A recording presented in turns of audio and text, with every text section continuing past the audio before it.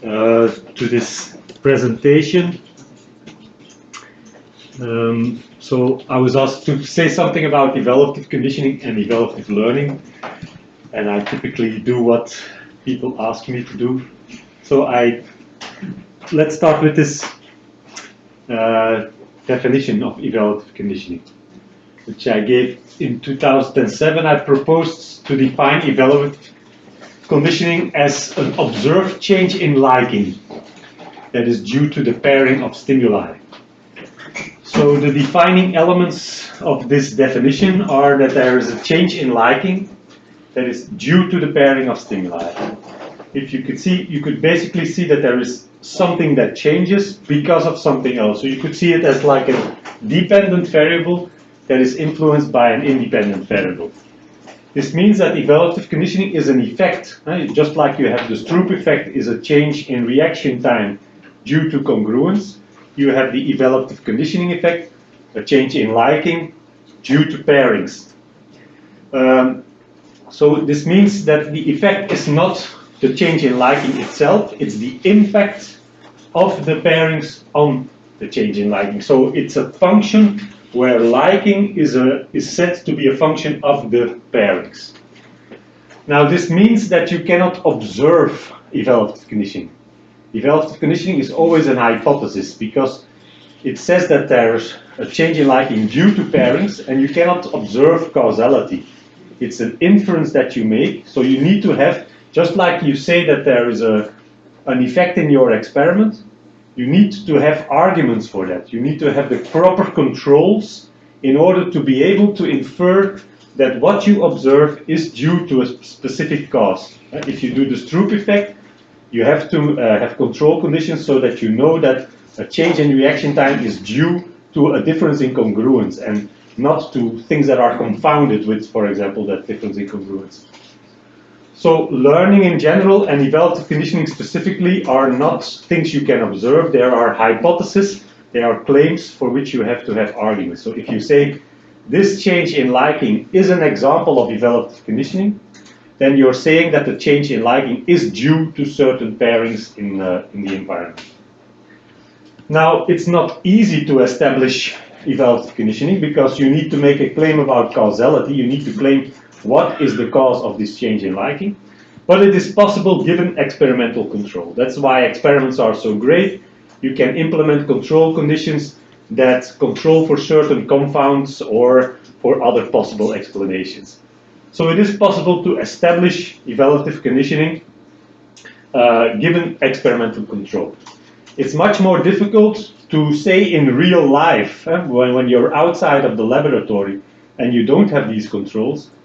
If you then observe a change in liking, you can still say, okay, this could be evaluative conditioning, but it is much more difficult to find good, strong arguments to say that it's actually a change in liking that is due to pairings. That is why learning psychologists and evaluative conditioning researchers do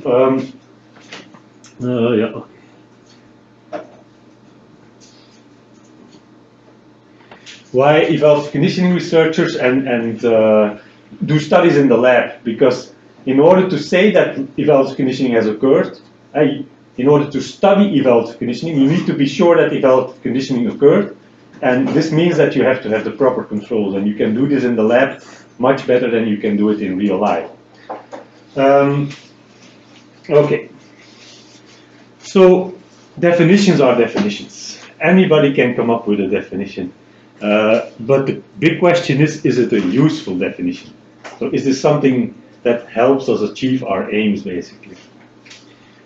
Now, there are a few criteria for good definitions. First of all, it needs to be verifiable. If you have a definition but you cannot verify whether something is your phenomena or not, you cannot use it in your scientific research. And as we already discussed on the previous slide, I think in that respect it is a relatively good definition because given the proper controls you can verify whether evaluative conditioning occurred under certain conditions. The second requirement of a good definition is that it has adequate scope. This means that, first of all, not everything falls under this definition. Because if everything is included under the definition, yeah, you're studying everything, and yeah, it's too broad. But on the other hand, it can also not be too narrow, so it should also leave some room for variation, and so it needs to have adequate scope.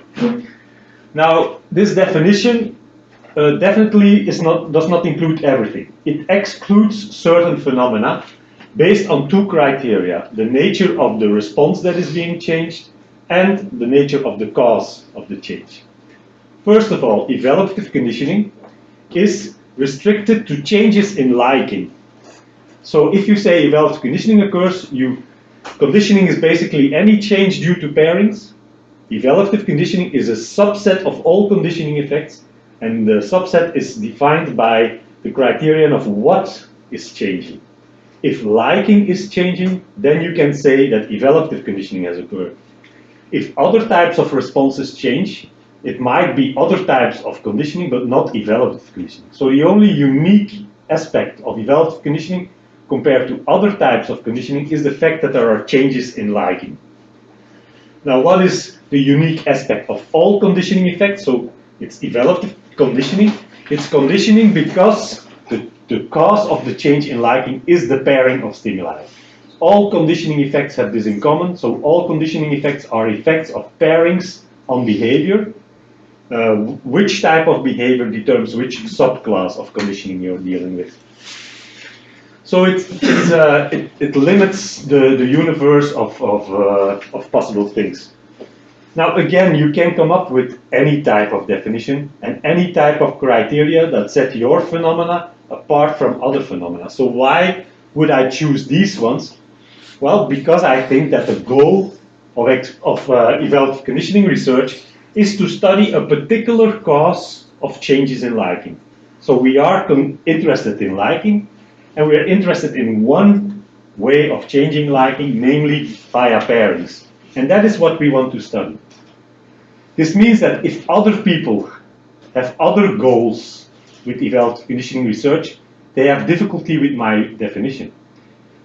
People like Ross Fazio, for example, they would say, I want to study association formation. I want to study the formation of evaluative associations, associations in memory between neutral and valent concepts. Now, if this is his definition, then my definition is too broad, because he only wants to examine changes in liking that are due to a specific mental mechanism. Now, we'll see later why I think my approach is better than his approach, but what I want to emphasize now is that the definition that you choose is related to the goals that you have. And a definition of a phenomenon always implies a certain goal. Like my definition implies that the goal of EC research is to study the impact of one cause of changes in liking. There are other possible causes of changes in liking. First of all, a change in liking might be due to other spatio-temporal regularities. And I tried to make it clear in this Venn diagram here. So this is let's start with the biggest circle. That's the universe of all changes in liking. So every possible change in liking is contained within this circle. And that evaluative conditioning is a subset of all changes in liking. Namely, the boundary of the circle is defined by the cause, namely that the change in liking has to be due to the pairing of stimuli. And if it's due to the pairing, it falls within this subset of evaluative conditioning. However, changes in liking can also be due to other regularities. Pairing is just one type of regularity. You can also have changes in liking that are due to the presence of only one stimulus that is repeatedly presented. And you certainly know this phenomenon, it's mere exposure effects. If you repeatedly present a stimulus, it typically becomes more positive. So that is also a change in liking, but it falls in this subclass because now the change in liking is due to the repeated presentation of a stimulus rather than due to the pairing of two stimuli. The same with operant evaluative conditioning. There, the regularity involves a behavior that has a certain effect. For example, you might be asked to approach stimuli in order to have proceed in your experiment or to have a correct response. In that case, if you approach stimuli, those stimuli tend to become good. If you avoid stimuli, those stimuli tend to become bad. So you have a change in liking, but now the regularity involves a behavior, and that typically is then, you could put it into the category of operant evaluative conditioning effects. Now, any change in liking that is due to a type of regularity, regardless of which type of regularity, that's what I call evaluative learning. So evaluative learning is a change in liking. It's part of the universe of changes in liking. But what restricts learning from not learning is that the change in liking has to be due to a type of regularity. It could be pairing, it could be one regularity in the presence of one stimulus, or regularity in the presence of behavior. But there needs to be a regularity that is responsible for the change in liking. So that's my definition of evaluative learning, which then clarifies how evaluative conditioning relates to evaluative learning. It's a subset of evaluative learning. But there are also changes in liking that fall outside of the domain of evaluative learning. The most simple one is things that are genetically determined, like maturation. So due to your genetic constitution, it's possible that you start to like stimuli at a certain age. The sound of a certain bird song for birds, or something. This change in liking is something that was determined not by a regularity that happens during your lifetime, but by something that happens to your ancestors. If that's the case, then things like changes in liking that are due to brain maturation or to any other genetically determined factor, those are not instances of learning. Those are instances, for example, of maturation. Then there are two things that fall outside of the learning domain that might require a bit more explanation. So priming, for me, is not an example of learning.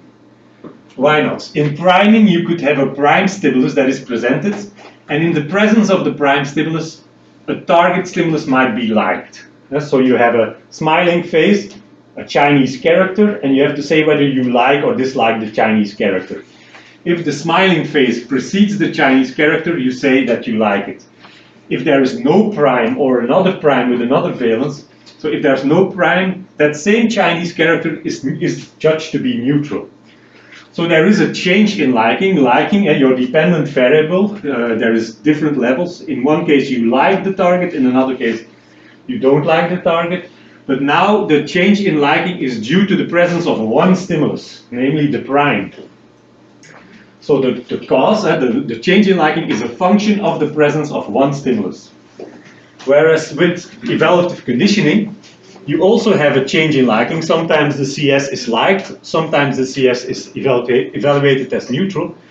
But now the difference in liking is a function of the pairing of stimuli. So if the CS and US have occurred previously, then you will like the CS. If the CS and US have not occurred, then you will not like the CS. So you see that the cause of the change in liking is something different. In one case, it's the pairing of stimuli. With priming, it's the presence of one stimulus. Now, this is a bit confusing, and some colleagues pointed that out to me, that my definition of pairing includes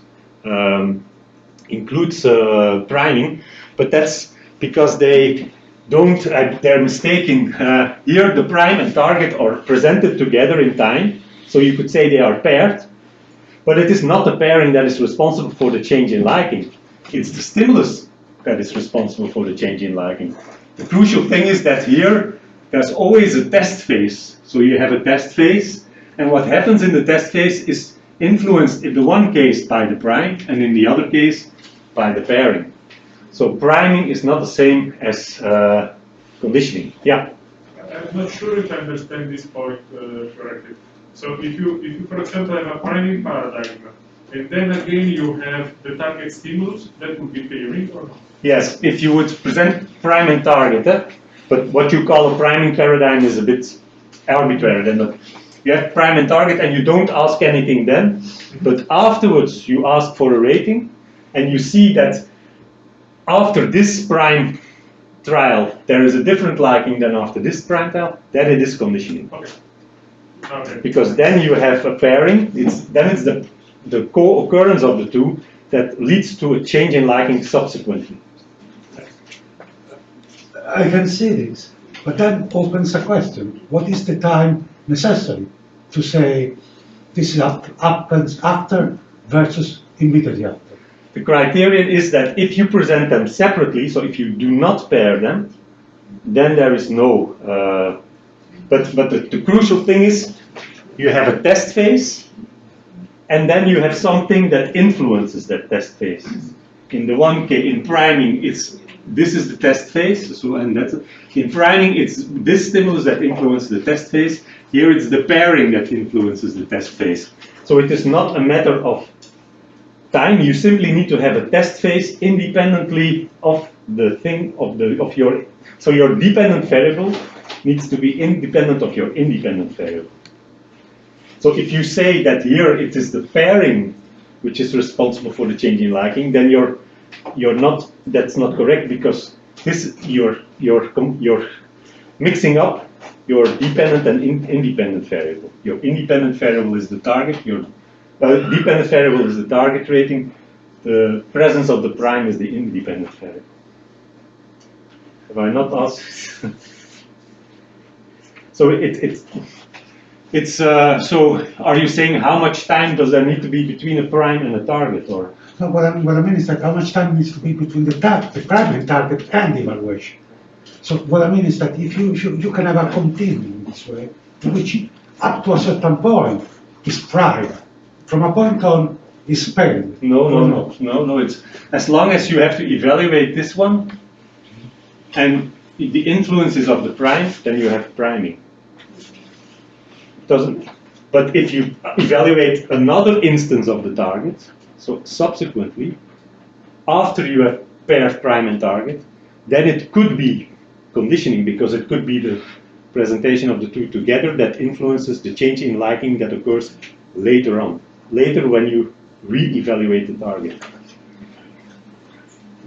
I know it can be confusing, but actually I think it's quite simple. Prime at last, it's a condition. It's conditions. No. Yeah, No, because so you present a prime. Your task is now nothing. Don't have to do anything with the target. And then later on you say, remember that target that was presented. Tell me now whether you liked it or not. Then your judgment is still of this particular target. And in that case, it will still be priming, regardless of how long you have to wait between presenting the target and evaluating the target. But if I present the prime and target, I wait, and then I present the target again and ask to evaluate it, then it could be conditioning. Yeah, that's. Then it could be conditioning, but then you have to show that it is not the mere presence of the prime that determines the change in liking, but that it is the pairing of the prime and target which changes the liking. Because in that case, so if you have prime targets, you wait, don't have to do anything. You present the target again, you evaluate. In that case, it could be that the change in liking is also due merely to the prime. That's also possible. Not to the fact that the prime and target were presented together. You can test that, but it's all about knowing what is the cause of your change in liking, and you have to think experimentally about it, implement the right controls. Okay? May I ask something about the regularity? What do you mean by regularity? Because if I encounter them just once and then there is the effect, is this relative conditioning? If you have a CS and US pair presented only once, that is also a regularity. Because a regularity is everything that is more than one stimulus at one point in time. So two stimuli at one point in time is a regularity. The confusing thing is the word regularity. It has two meanings. It has the meaning of something that occurs repeatedly, but it also has the meaning of something that occurs in a structured way. And I use it in that second manner. So if you look it up in the dictionary, there are these two meanings. But people, when I often tend to think of something that has to repeat, this is not how I use it. One pair, two stimuli presented together once. If that already leads to a change, then it's also conditioning. It's one trial conditioning. So priming. This is not trivial because sometimes in the literature you'll see priming effects that are described as evaluative conditioning effects. A second thing that is not evaluative conditioning is generalization. With generalization, you might have, for example, in one condition, a 100 Hertz tone. You make it so that it is liked, and in that case, a 90 Hertz tone will also be liked. In another condition, it's the 10 Hertz tone that is liked, and in that case, the 90 Hertz tone will be neutral. In this case, it's not a regularity, so there is a change in liking. You like the 90 Hertz tone differently in one condition than in the other. But now it is not due to a regularity, but it's due to the similarity between objects. A 100 Hertz tone is more similar to a 90 Hertz tone than a 10 Hertz tone is to a 90 Hertz tone. So in this case, it's the similarity between the two that is the cause of the change in liking. So this is a really, I've never seen it in the literature actually, that generalization is not learning. Generalization is not due to regularities in the environment, it's due to overlap in non-spatial temporal properties of stimuli. Their color, their frequency. If things are similar, you will get a transfer basically of properties. So that's generalization. So generalization is not learning. However, you could have generalization based on spatial-temporal similarity. So if you present two stimuli together in space and time, you could say that those stimuli are similar with respect to their spatial-temporal properties. Not with respect to their color or with respect to their frequency, but with respect to when and where they occur. If you then get, due to those pairings, a change in behavior or a change in liking towards one of them, then it is an instance of learning.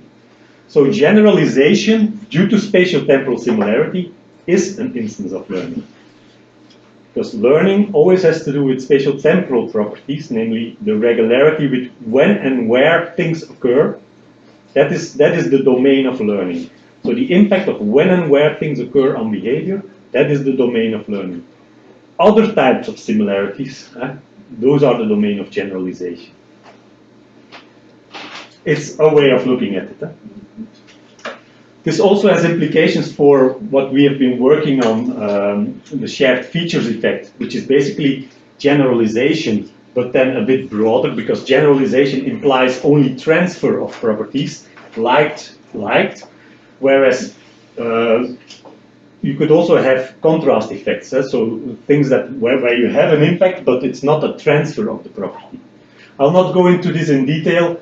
I also will not, I just made a note for myself that our work on intersecting regularities also is related to this discussion, because with intersecting regularities, you have similarity between regularities rather than similarity between stimuli. But this is something I have to explore myself a bit further. I'm not sure if I got it right, but if it is learning only if it is the same identical stimuli. Let's say you learn that 100 is liked, then you learn that 92 is liked and 94 is liked. Then you hear 96 and you like it. Yeah. This would be not learning. This would be generalization. Yeah. So so everything I'm telling you is an analysis on the part of the experimenter. So I, as an experimenter, describe the world around me. I say this is a stimulus, that is a stimulus, this is a behavior, that is a regularity. There are no such thing as real stimuli, real regularities. It's always me as a researcher analyzing the world that I see. And within that world, I can make different types of analysis of the same situation. I could say, no, now I will define the stimulus as a class of stimuli with, for example, hertz going from 100 to 80. And then you could say, okay, if then the one of 100 hertz is liked and the one of 90 is liked, you could say this is simply another test. It is not generalization, because now I have defined my stimulus as a class of stimuli. If, however, I say this is a different stimulus, then it is generalization. So you can learn that a category, like I have 5 phases that belong to a category, and then I present Yes. the 6th one, and it's still learning, Yes. even though I didn't show it. Well, you still have to show that within your definitions of the world, Yeah. that it is regularities that influence. So you always have to show that. But you, as a researcher, can analyze the world in different ways. This is a very important but often ignored thing. So I'm not talking about reality. I'm simply talking about me as a researcher finding ways to talk about the environment in a useful way. There is no such thing as real conditioning. It's only in my analysis there is a change in liking due to pairings, so in my analysis this is an instance of conditioning. Another thing is, this is my analysis. But then I can see whether my analysis corresponds with the behavior of the individual. It could be that the individual reacts to stimuli in a different way than I do. It could be that I see like 190 hertz as the same stimulus, whereas an individual might respond to them differently. In that case, my analysis is not appropriate anymore. So I call the experimental analysis, that's the descriptive level, because I am describing my environment. And then you have the functional level, which is how the environment functions for the participant. So I am basically, my analysis is different from a typical behaviorist analysis in that I heavily emphasize a descriptive level. Implicitly, behaviorists also do that, but they don't want to say it out loud, because they think that the descriptive level implies a sort of ontology, that assumptions about the real world, and they definitely don't want to say anything that has anything to do with ontology. For them, everything is function. But in my opinion, as a researcher, you cannot talk about function without first describing the world. If you have to say that a red object is a discriminative stimulus, you're saying that there is something like a red object. Maybe not in reality, but for you as a researcher, you use this term red object. So that's a descriptive level. And I think you need that descriptive level in order to go to a functional level. But behaviorists don't like that.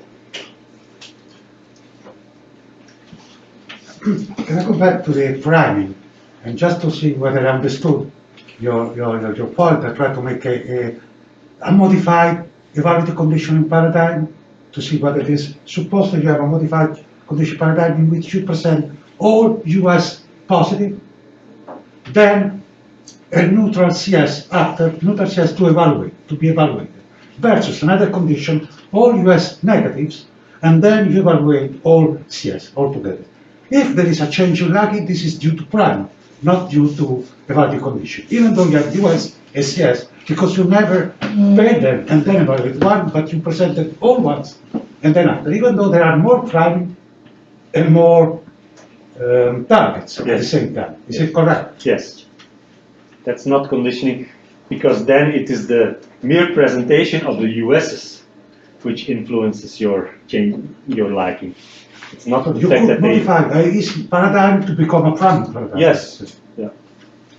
But you don't have to do that actually, Sure. because you can even do the typical evaluative conditioning paradigm, and if you have a condition with more positive USs than negative USs, it could be the mere presence of more positive USs that produces a change in liking, rather than so like with that's why we do within designs. If you do between designs with only positive USs and then another between condition with only negative USs, if you then see that your CSs Could be the environment. yeah, if you then see, so you have CS-US pairings, but in one condition all USs are positive, and in another between condition all USs are negative, you observe a difference in liking of the CSs, you don't know whether this is conditioning or priming, because you cannot, it could be an effect of the mere difference in US, or it could be an effect in the difference in CS-US pairings. And that actually, some of the studies of Dijksterhuis on unconscious evaluative conditioning are priming studies, because he doesn't control for differences in US valence. And that's why I emphasize this is, evaluative conditioning is about one particular cause of changes in liking, so you always need to implement the right control conditions to be sure that the pairings are the cause and not something else. It's like, for me, a very obvious thing, but I've noticed that for some people are missing this in the definition, that this is what the definition is based on. So, it excludes a lot of things, which is good, because it does, you don't want something that is everything, but it also still is broad enough. It does not exclude everything.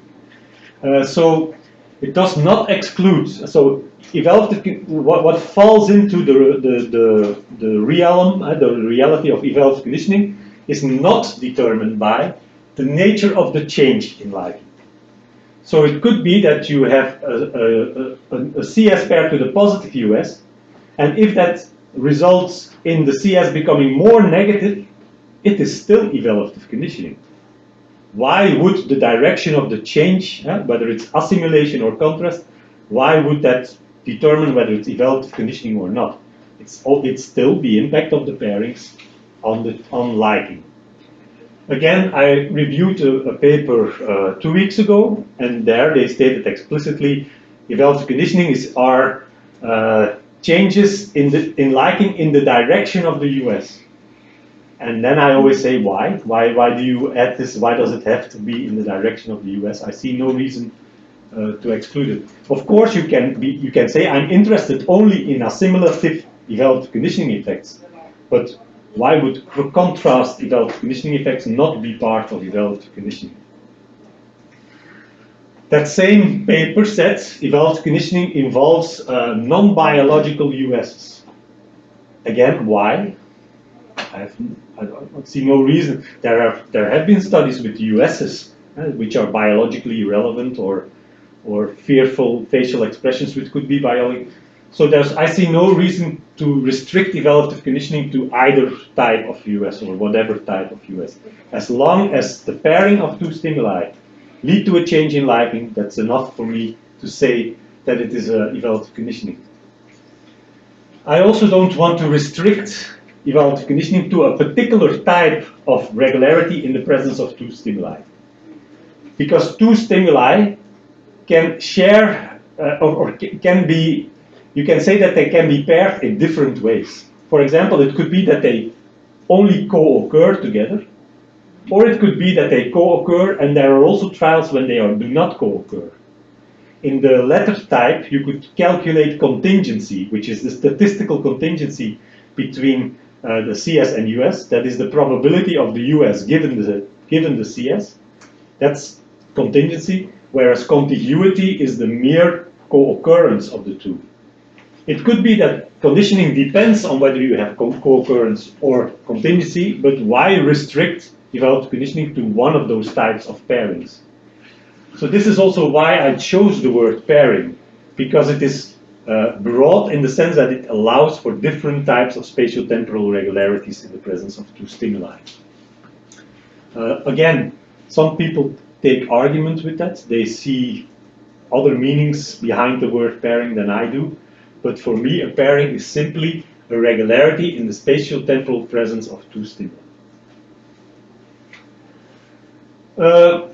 My definition is not restricted by the nature of the mental mechanisms or mental representations that mediate evaluative conditioning. Again, somebody like Fazia would say, real evaluative conditioning is only changes in liking that are mediated by evaluative associations in memory. So he says he has a really specific theory of how changes in liking occur, and he says that's because associations form in memory. And only changes in liking that are due to those associations, only those are real evaluative conditioning. Now, he can do whatever he wants, and he has. But I think it's really unproductive. First of all, how do you verify whether a change in liking is due to evaluative associations or due to something else? I have found no way in conditioning research in general. I don't know any way to say that a particular conditioning effect is due to associations rather than to propositions. It involves really, even years of research, programs of research cannot distinguish whether conditioning is due to associations or propositions. So how can you do one study, observe a conditioning effect, and then say this is due to associations?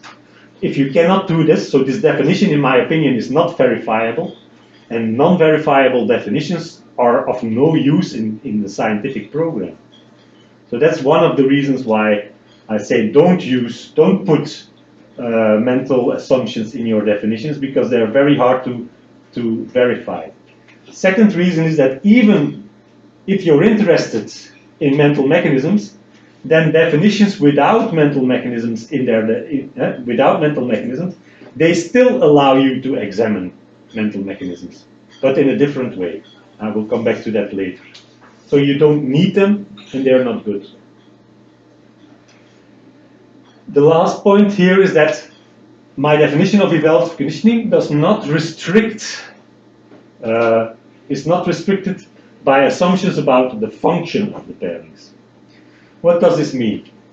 You could say that changes in liking are a function of pairings. Okay, this is evaluative conditioning. But there are several ways of describing this function. You could describe the function as saying, okay, it's like the pairings are a direct cause of the change in liking. This means that you don't have to take almost anything else into account. As long as the pairings influence liking, that's it. You have a cause and a simple cause and followed by a simple outcome. But another way of describing the function of evaluative conditioning, so another way of describing that liking is a function of pairings, is to say that the pairings are a relational cue. They are a symbol for how the CS and US are paired. So if you see two stimuli together on the screen, you start treating, you see the pairing as a symbol for saying these are the same stimuli. So the main idea here is that we all know that words can be symbols. The word happy stands for something else. It's a symbol. It stands for something. But also spatial-temporal events, mere spatial-temporal events can stand for something. And this is an example I just realized when I was preparing the talk. Morse code is a nice example of something that is almost purely spatial-temporal. There's the presence of things, and there are only two things, dots and lines, short tones and long tones. And it is the mere spatial-temporal presence of those two things that can basically tell you books. You can write books in Morse code. So spatial-temporal events can have a symbolic meaning. They can stand for something. What I'm simply saying is that the fact that two stimuli are presented together on the screen can also stand for something. More specifically, it can stand for the fact that those two stimuli are similar, and hence, if you assume they are similar, you also assume that they have the same valence. This is not an explanation of evaluative conditioning. It's another way of describing evaluative conditioning. I'm not referring to any mental processes. I'm simply saying what are the function of things. Pairings function as a direct cause versus pairings function as a symbolic cue. And I think in verbal human beings, evaluative conditioning is often the latter case. People are in front of a computer, they're asked how much do you like this stimulus, and they ask themselves, what the hell do I have to do now? So they look for symbols, look for clues in their environment, and say, okay, the fact that they pair might mean, the fact that they are paired might mean that they're similar, so then I can infer that this one is positive. So even symbolic evaluative conditioning is evaluative conditioning because it's still a change in liking due to pairings. And this means that evaluative conditioning is like a kind of symbolic type of evaluative conditioning. It's like a type of persuasion. The pairing of stimuli can be a persuasive argument in the sense that it gives you information about that you can use to infer valence. So it's basically a very simple, a low validity symbol or low validity persuasive argument.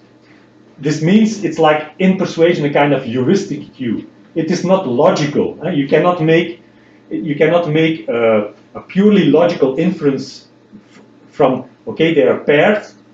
From the fact that they are paired, you cannot logically infer that they are similar. But people often do that, because they assume that things that occurs together are similar. This is not a logical inference, but it's a pragmatic inference that people make. So this clarifies the relation between EC and persuasion, where you have this overlap of symbolic evaluative conditioning, and what you could see is symbolic evaluative conditioning as a kind of persuasion, more specifically a heuristic pathway within persuasion. Yeah. Just a small point. I'm not sure that low validity is a good term, because validity is determined by the effect. At least it depends on the way you define validity, but usually validity, something is valid means something that is an effect.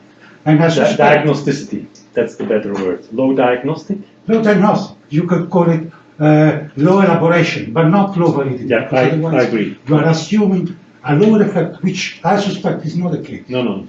I agree. So low diagnosticity might be good. Is this how diagnostic? How sure can you be, given this information, that the stimulus is actually positive or negative?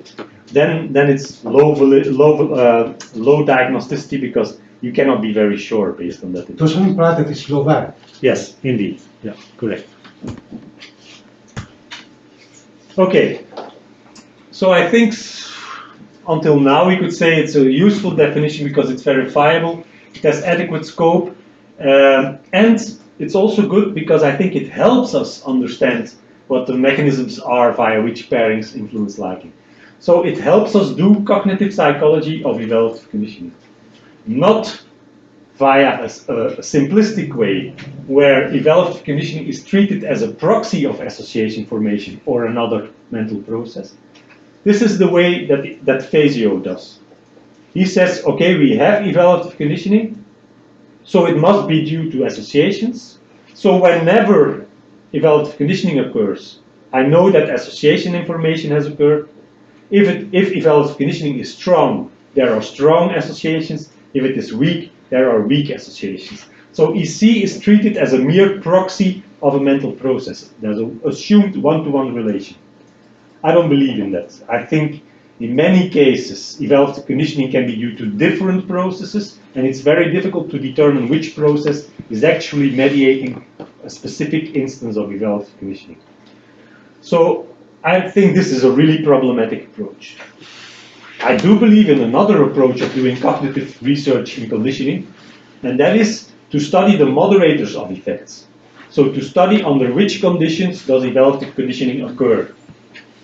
If you know the conditions under which evaluative conditioning occurs, well, this is the input, basically, this is the to-do list for your cognitive models. Because the aim of your cognitive model is to explain when evaluative conditioning occurs. So what are the moderators of evaluative conditioning? That is the task for mental models. If you have a good cognitive theory, that theory will tell you when conditioning occurs and when it doesn't. So if you observe moderators, if you observe evaluative conditioning occurs here but not there, then your models need to be able to account for that. This means that your moderators constrain ideas about mental mechanisms, and that's the way to learn something about mental mechanisms. Not via proxies, but via constraints imposed by knowledge about moderators. This also cognitive people often don't like this. I have had to struggle for 10 years or more. I'm always struggling against reviewers when I say, okay, I cannot tell you what the correct mental model is. I cannot tell you whether this is really mediated by associations or really mediated by propositions. Because I don't believe that there is any empirical result that can definitely say, okay, this is associations and this is definitely propositions. In my opinion, this is impossible. In my opinion, the best thing we can do is say, if it is associations, then you need to assume this and this and this. And if it's propositions, you have to assume that and that and that. And even this week, we appealed to an editor and said, the editor said, yes, but you cannot make definite theoretical conclusions. We argued it is impossible to make definite conclusions, and she said, no, because of that ambiguity, I do not accept your paper. And we have had that tens of times, that type of response. So, yeah, I really at some point would like to write a paper about how you should review papers. And one of them would be, do not expect definite theoretical conclusions, because it's impossible. If you make people who make definite theoretical conclusions, sure they will get some counter argument in a later paper.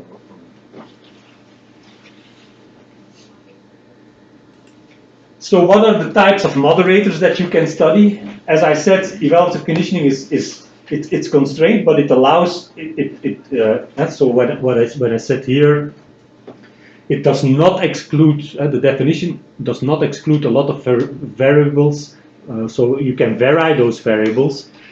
And I actually was reminded of a paper I wrote like 10 years ago now. It's a chapter for a book, and actually that was the first time that I proposed these categories of moderators. And looking back at it, it's not a bad chapter, so I put it on the basically the Dropbox folder. You might have seen the presentations are there and some papers. So these are 5 categories of moderators that I distinguish. It's also later I used it in the learning book. So the nature of the stimuli you can vary. What is your CS? How intense is your CS or your US? The specific combination of CS and US. What is the nature of the behaviors? We use different indices of liking. It can be ratings, it can be indirect measures, approach, avoid. And these can determine whether or not you find, in principle, they can determine whether or not you find evaluative conditioning. This is the most important one for today. So the nature of the organism is also a potential moderator of evaluative conditioning. It could be that some individuals, as a response to the same conditioning procedure, some individuals show different changes than others. In that case, I would say that you're studying the impact of the nature of the mechanism of the organism as a moderator of evaluative conditioning. So neuroticism could be one of those. Of course, personality, I put it between brackets because the status of personality as a moderator or as a concept is really problematic as such also, or at least unclear. Other elements of the organism could be brain damage, for example, or that you have certain chemicals that you inject into an organism. Those are all potential moderators. Then there's the broader context. If you have stimuli that are paired and you observe a certain change in evaluative behavior, you still need to implement that procedure in a context, in a certain room, while the participant has to do something else, while there are all kinds of cues in the environment, and that broader context can also have moderating impact.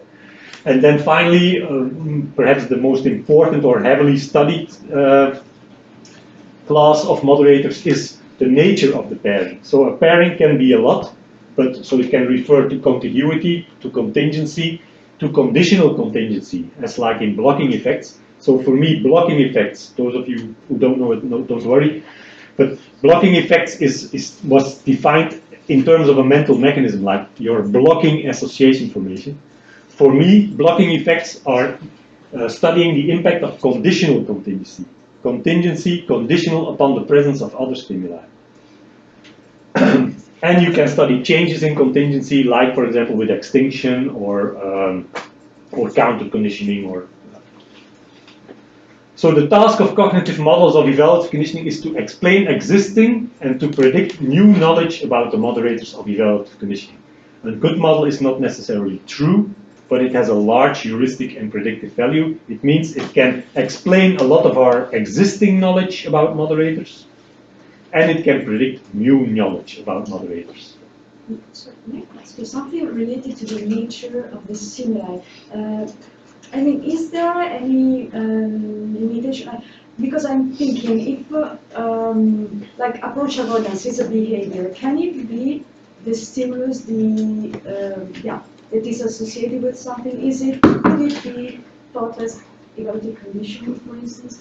And also, because you spoke about what was the word? Just one sec. Persuasion. If there is a person that who I do like or I do not like, and this person mentions a concept, and I do like the concept because this person mentioned it, can it be thought that is a evaluative conditioning also? Yes. Let's start with the last one. Somebody tells you this is a good thing, and But just somebody tells me about a thing without mentioning whether it is good okay. or bad, but I like this Yes. person. Yeah. If the mere spatial temporal presence of that object and the liked person, if this is the cause of your change in liking, I would call it an evaluative conditioning effect. But then it should depend on the spatial temporal properties, so on the fact that they co-occur together in space and time. If it is the case, for example, that you change because the person relates in a particular way to the object, it says, wow, this is, or it hugs it, so then I would start doubting. Because then it is not so much the spatial temporal properties of your objects and the fact that they co-occur together that are changing your liking, then it is the relational properties of the two that are changing your liking. It's the same as with sentences. I could have the sentence, Bayram is wonderful, or Bayram means wonderful. In that sentence, I have spatial temporal contiguity of Bayram and wonderful. If I can show or argue that it is the spatial temporal properties that are responsible for the change in liking, if I can show that I like Bayram because it co-occurred with wonderful, then I would say this is evaluative conditioning. If it occurs because of the whole sentence, so the relational meaning of the words Bayram is wonderful, then I would say it's not evaluative conditioning, because it are not the spatial temporal properties that are producing a change in liking. It is the relational context. The three words together as a relational view. I addressed this in a paper in 2016, where I went deeper together with Sean, deeper in what is symbolic evaluative conditioning, how does it relate to persuasion, what then are the boundaries between the two. Again, it's evaluative conditioning, you cannot observe it, so it's not a thing that you can say, okay, this is evaluative. It's always an hypothesis, and you always need to have arguments to say what is the cause. And only evaluative conditioning, if it's the spatial temporal presence, co-occurrence or relation between the two, then it's evaluative conditioning. Thank you. So how much time do I still have? Because okay, good. I don't have to hurry. Because now we come to the annoying part of the talk. So I think it's a useful definition. It helps. It's verifiable, has adequate scope, and it helps us understand mental mechanisms for those who are interested in this, because not everybody is interested in it. But some of us study evaluative conditioning with the aim of changing something in real life. If you look at the introduction of almost every evaluative conditioning paper, it says evaluations or likes or attitudes or preferences, whatever. Evaluations are crucial for understanding human behavior because they determine many aspects of our behavior. For example, they determine what we buy in the shop, they determine what politicians we vote for, they play an important role in our psychopathology, whether we are disgusted or afraid versus happy with spiders or whatever. And then we say, okay, so evaluations are important. So let's study how evaluations can be created and changed. This is the standard introduction of an evaluative conditioning paper. But after 45 years of evaluative conditioning research, what have we actually changed? Sure, there are advertisements. People have advertisements. But has 45 years of evaluative conditioning research changed anything in the way that people make their advertisements? Has it helped advertising people to make their advertisements more effective? Have political campaigns in any way been influenced by the work we've done on evaluative conditioning? Has there been any change in psychotherapy that has helped reduce, maybe there have been changes, but did that change help reduce psychological suffering? Because this is what we're claiming here. This is the promissory note that we are making all of the time. All kinds of important real-life behaviors depend on our liking, so we must study how we change liking in order to influence those important behaviors. I have seen not a single paper that's actually, after 45 years, okay, 45 years of this introduction, what have we realized of this promissory note? And this is no problem if you're a cognitive psychologist, because then you do not have the aim to influence real life phenomena. You simply want to know the mental mechanisms and you're happy. Now we can debate on how much progress we have made in understanding the mental mechanisms mediating evaluative conditioning. But I think most of us, even most of us who would identify as cognitive psychologists, most of us would say we are studying evaluative conditioning because we want to change something in real life. So basically we are functional psychologists. We want to predict and influence important behaviors. We're not. I don't think we have evidence to back up the claim that we are doing this. Just want to point to this paper here, which I also put in the folder. This is a new paper where I introduced a term called pragmatic cognitive approach. So this means these are cognitive people who have the proximal aim, the immediate aim to understand mental mechanisms, but with the distal aim, the ultimate aim to change things in real life. I think many of us would say we belong to that category. We're not just doing cognitive research for the sake of it, but to change something in life. If you have this approach, then you have to do reality checks. After 45 years of research on evaluative conditioning, we have to make a reality check and say, is the proximal goal of studying evaluative conditioning and the mental mechanisms in evaluative conditioning, is this bringing us closer to our ultimate goal of changing something important real-life behaviors? So this is what Sean Hughes and I have called reality checks.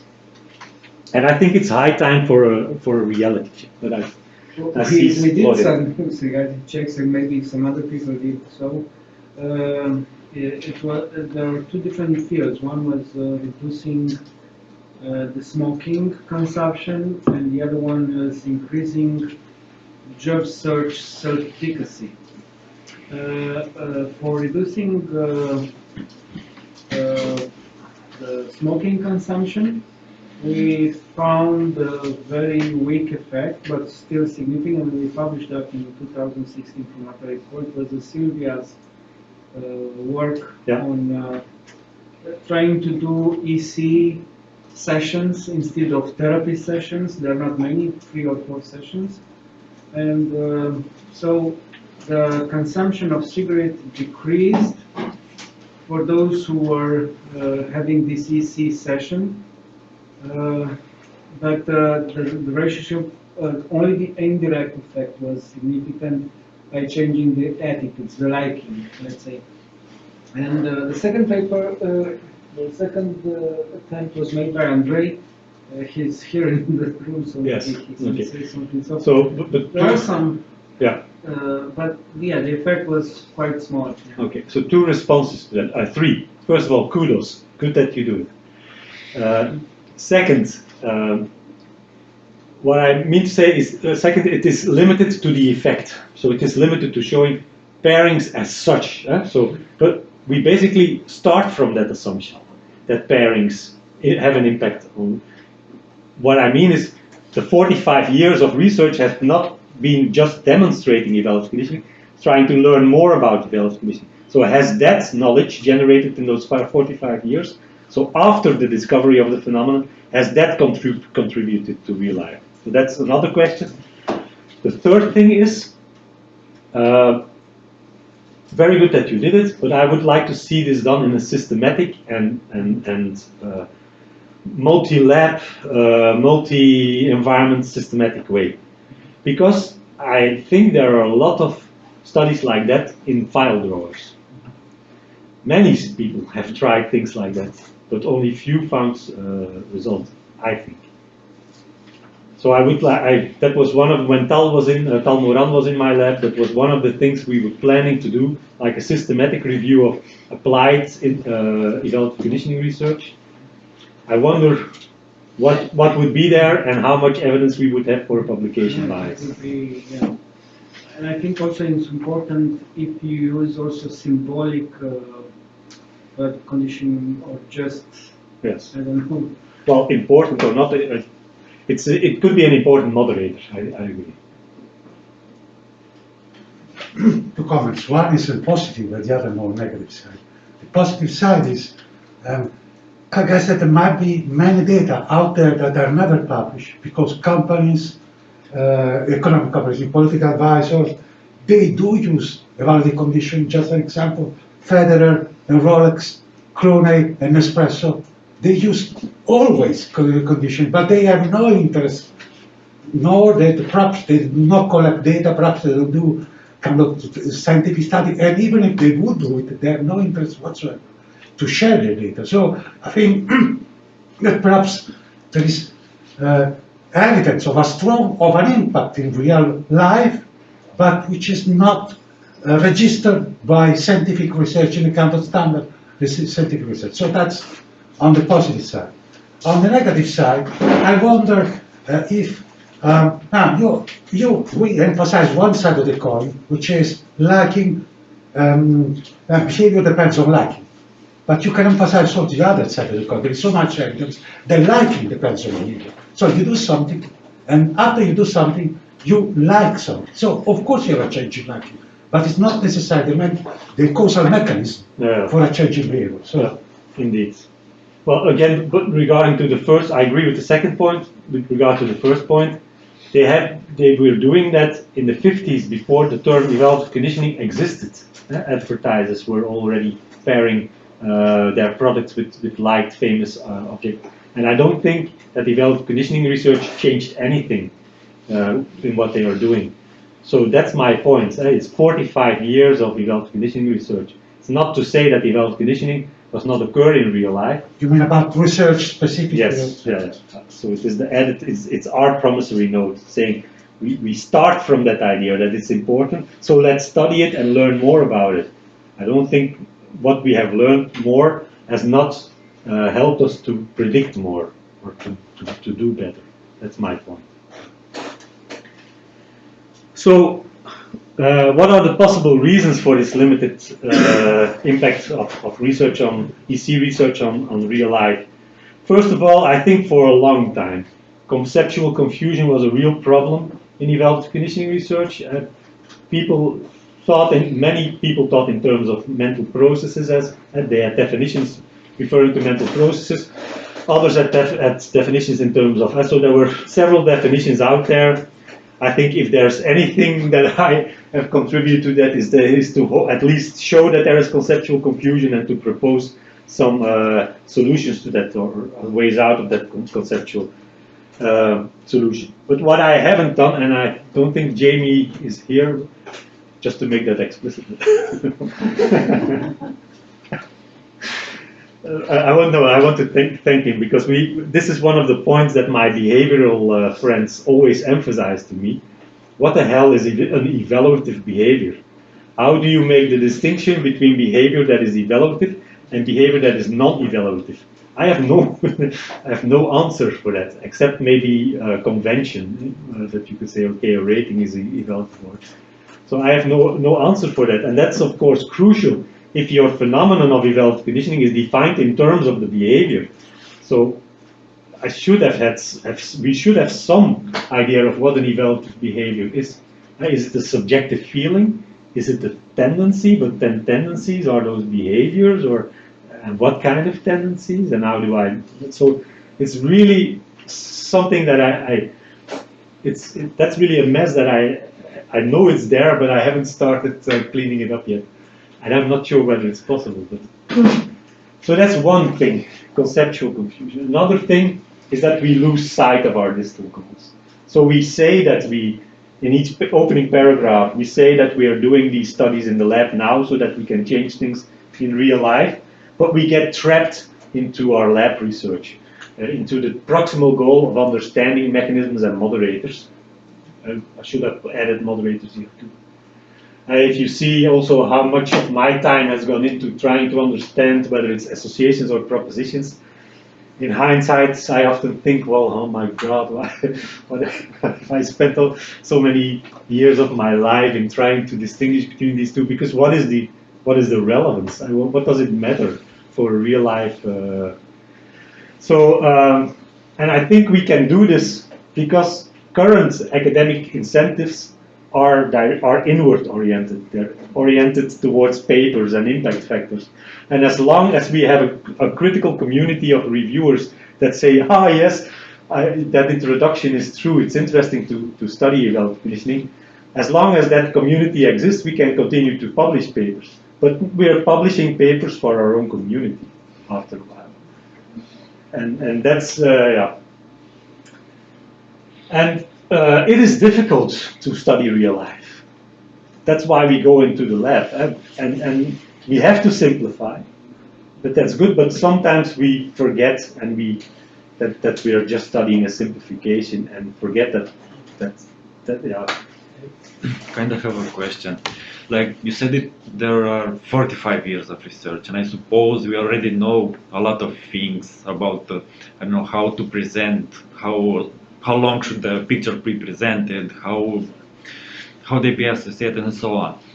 And I know if someone that designs a commercial comes to you and asks, what can you recommend me about about how I should design this commercial and how should I associate the stimuli?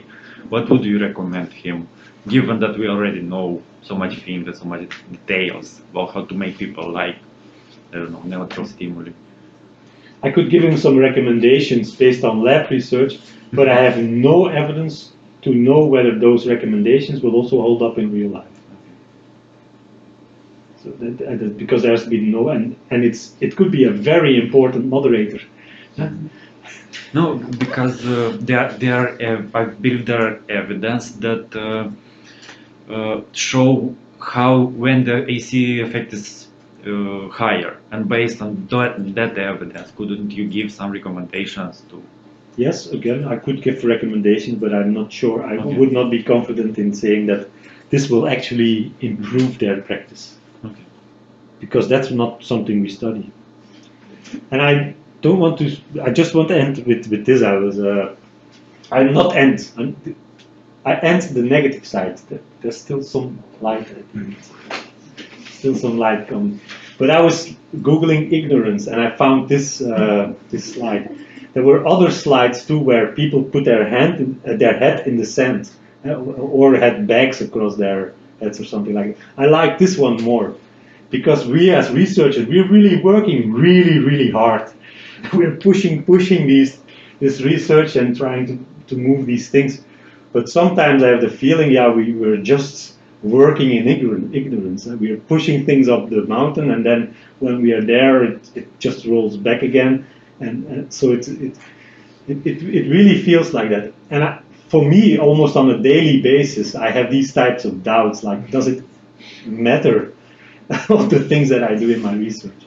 And I want to share this with you, not to make you depressed, but I want to share this with you so that you yourself, if you recognize this, know that other researchers also have these doubts. We should know that. And I think people who don't have these doubts, that they're not in the right business. Because if you're happy with just producing papers, you will be happy. If you're happy with just manipulating data in R, you will be happy. And that's one of the reasons I think we like some of do data manipulation, because then we can see things work. But if we have our real scientific goals, if we really think about those on a regular basis, yeah, it's tough. Often we must face things and say, oh, it's not so much progress. But again, I don't want to say this because it's to make you depressed, because there are far worse things that you could do in life. I was watching yesterday, after I almost finished my talk, I put on the television, and there was a network called the Travel Channel, and there were the series called Alaska Monsters. And these guys there, they were trying to catch here ottermen. So they had built this whole contraption, like a concrete pipe, where they put a salmon in, but then the ape-man was supposed to walk up a ladder into a hedge, eat the salmon, and then the hedge would fall, and they were chasing that guy throughout the woods. And I thought, well, that's much more silly than doing research. And it's also not that we have not made progress. It's all, at the times when you're doubting, you have to say, look, I am doing whatever I can within the environment that I'm doing. So that we have made progress in EC research. Conceptually, we know a lot more, as you said, about the moderators of EC. We have at least constrained our ideas about mental mechanisms. And there are applied people who are taking notice of what we are doing, like the idea of that conditioning is not this simple association formation mechanism or it's something habitual like, but something that involves inferences.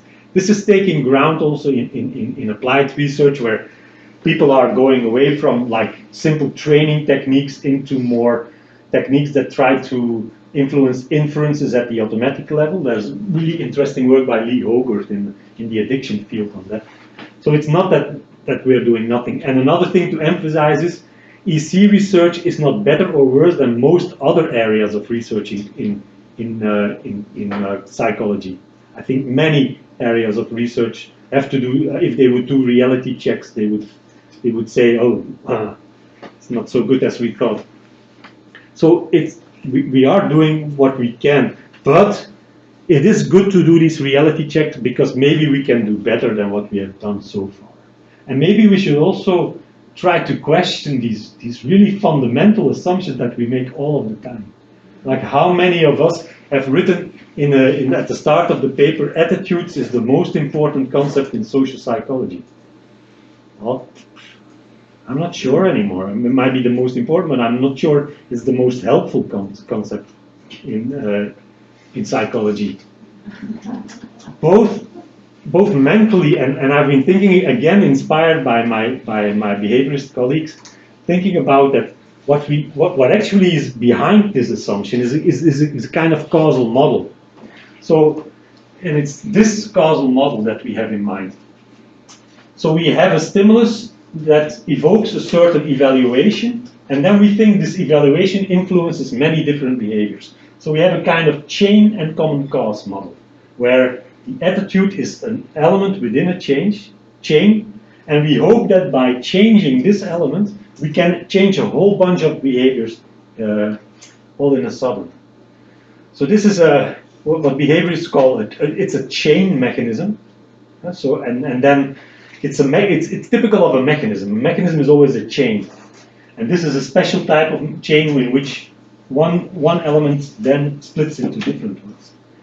Now this is a really nice idea in theory, but this is useful only, this idea, if it is obvious to influence and measure that element in the chain. So if this is attitudes, what we need to do then to predict behavior is to measure attitudes and to change attitudes. But first of all, how do we measure them? How do we change them? what happens is that we get stuck in so much of this difficult question of trying to change evaluations, whether we conceptualize them as mental mechanisms or as types of behaviors, because also my conception of evaluation as a behavioral response is not the ultimate behavior of buying something. That's also an evaluative behavior, but I assume that there is like a kind of subjective feeling or some tendency to approach, and that this is the real behavior. Because the buying the car, that's this one, that's the actual behavior we observe. But we assume that this evaluation is something mental here or something behavioral here. So it's either a behavioral chain or a behavioral mental chain. In both cases, we can really get lost in trying to focus on this, how to measure that and how to, and with evaluation, yeah, it's problematic, but if you go to really abstract mental constructs like attention or working memory or all of these things, they also have this type of implicit causal model. But what happens then in experimental psychopathology research, they want to change attentional bias because they think attentional bias is a core mechanism that underlies many forms of psychopathology. But what happens then is that you see 10 years of research, people try to measure attentional bias, and in the end they say, yeah, we don't really know what attentional bias is or how we have to measure it. Or they try to change it, and then they say, yeah, we don't really know whether we can change or measure. So there's so much research going into measuring and influencing these things that we forget about the real behaviors that we want to change.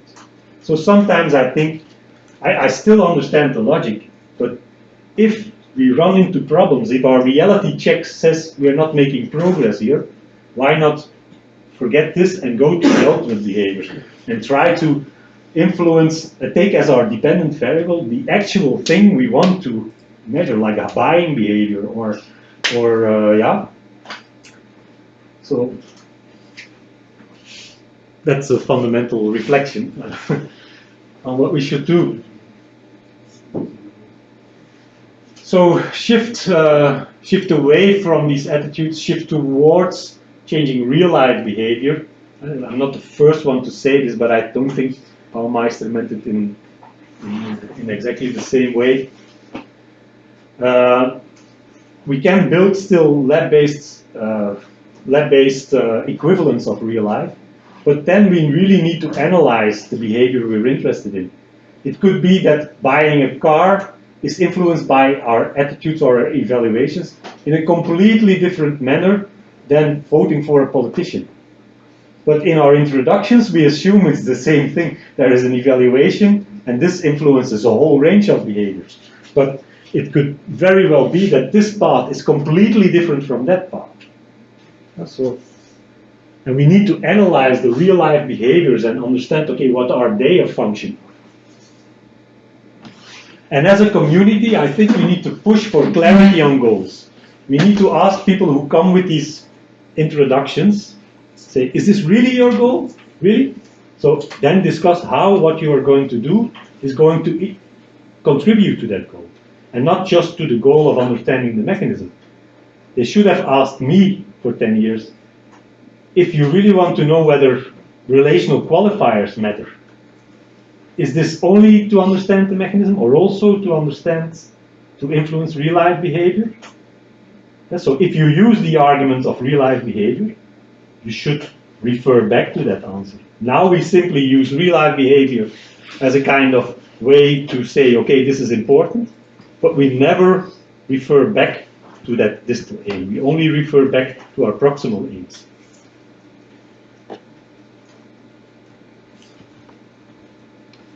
Okay, that's it.